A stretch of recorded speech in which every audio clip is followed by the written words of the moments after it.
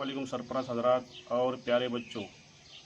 हम जमात चाहरुम छत्रपति शिवाजी माहौलियात हिस्सा दुआम के सबक नंबर 12 में पढ़ चुकी है कि किस तरह मुग़लों ने पुरंदर का मुहासरा किया, पुरंदर किले की किस तरह सुलह हुई और मुरारबाजी किस दिलेरी के साथ मुग़लों से लड़े और राजा जयसिंह के मशवरे पर शिवाजी महाराज शहंशाह औरंगज़ेब से मुलाकात के लिए आगरा जाने के लिए तैयार हुए।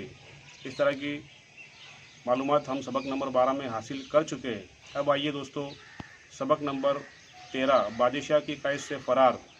इस सबक में हम पढ़ेंगे कि राजा जयसिंह के मशवरे पर शिवाजी महाराज शहंशाह औरंगज़ेब से मुलाकात के लिए आगरा पहुंचते हैं। आगरा पहुंचने के बाद शिवाजी महाराज शहंशाह के दरबार में हाजिर होते हैं, लेकिन शहंशाह उन्हें वो इज़्ज़त नहीं देते जो एक राजा को मिलनी चाहिए और उन्हें आखिरी सफ में खड़ा करते हैं।